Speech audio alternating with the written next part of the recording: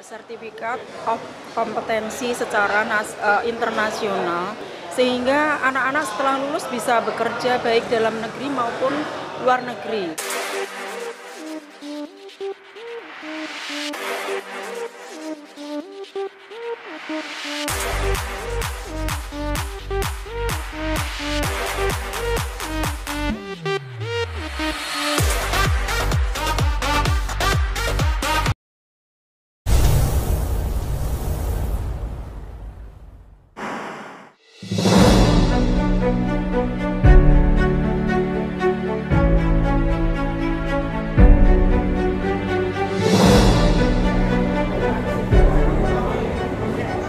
Pelayaran ini memiliki dua payung, di mana payung pendidikan nasional dan perhubungan laut. Jadi yang dikeluarkan ada dua sertifikat, yang satu dari pendidikan dan kebudayaan, yang kedua adalah sertifikat COC yang dikeluarkan oleh Dinas Perhubungan Laut Pusat Jakarta, di mana COC ini memiliki standar yang internasional. Jadi sertifikat kompetensi secara internasional, sehingga anak-anak setelah lulus bisa bekerja baik dalam negeri maupun luar negeri, atau kapal interinsuler maupun luar negeri.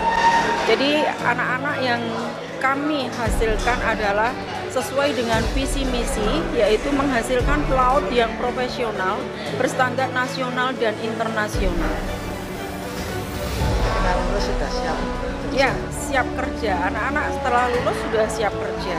Ada dua kompetensi, yaitu nautika kapal niaga dan teknika kapal niaga. Kalau nautika kapal niaga ini keahliannya lulus sebagai nakoda, sebagai mualim. Tetapi kalau teknika kapal niaga itu lulus sebagai KKM atau kamar mesin atau engineer di dalam mesin kapal. Kalau jumlah siswa yang berhasil lulus sudah sangat banyak ya, karena sudah mulai angkatan ini sudah 45 angkatan ya, jadi sudah banyak, hampir 85% anak-anak kerja di kapal ya, jadi baik kapal luar maupun dalam negeri. Prestasi apa bisa dirasakan oleh serta pelayaran? Kalau prestasi secara umum, banyak anak-anak yang menjuarai dalam bidang paskibraka, kemudian voli, kemudian karate, sesuai dengan ekstra masing-masing. Untuk penentuan studinya sendiri berapa tahun?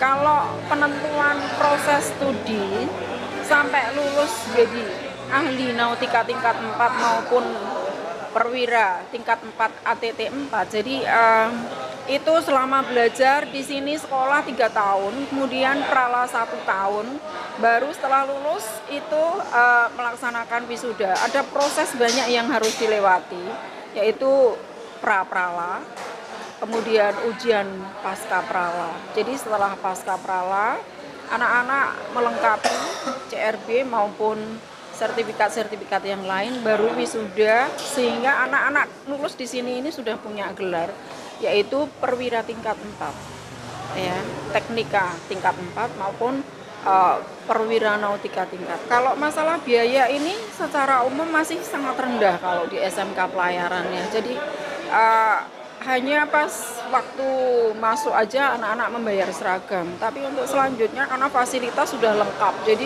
kita tidak menarik biaya dari taruna-taruna yang mendaftar. Jadi karena kita sudah lengkap, baik lab bridge simulator maupun engine simulator itu sudah punya, jadi semua lab sudah lengkap.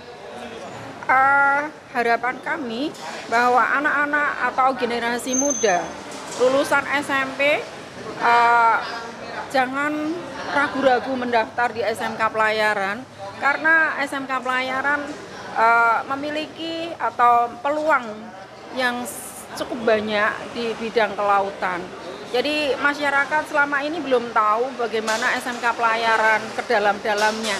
Tetapi sesungguhnya SMK pelayaran ini sangat mudah dan bisa langsung lulus kemudian sudah punya ijazah COC dan bisa punya gelar perwira tingkat 4. Dan untuk dari segi tenaga kerja sendiri juga berani bersaing ya di dunia luar. Iya, kalau untuk tenaga kerja kita koordinasi atau istilahnya menjalin hubungan dengan dosen-dosen baik PIP maupun dari AMNI, AMY begitu ya. Jadi dosen-dosen kita koordinasi dengan ini dari pihak-pihak lembaga-lembaga tertinggi, lembaga tinggi. Mungkin kalau harapan Ibu sendiri terhadap dunia pendidikan saat ini bagaimana, Bu? Apakah sudah memberikan dampak yang sangat baik sekali untuk sekolah-sekolah kejuruan seperti pelayaran peran pemerintah sendiri? Ya, kami berharap peran pemerintah juga mendukung dalam pelaksanaan proses pendidikan di SMK Pelayaran, sehingga memberikan beberapa hal atau bantuan-bantuan ya, sehingga bisa mendukung terlaksananya proses pendidikan di SMK Pelayaran, terutama Dinas Perhubungan Laut untuk mempermudah kelulusan ya, karena selama ini untuk kelulusannya itu agak terhambat, sehingga kami mohon untuk pemerintah bisa memberikan kemudahan-kemudahan dalam kelulusan.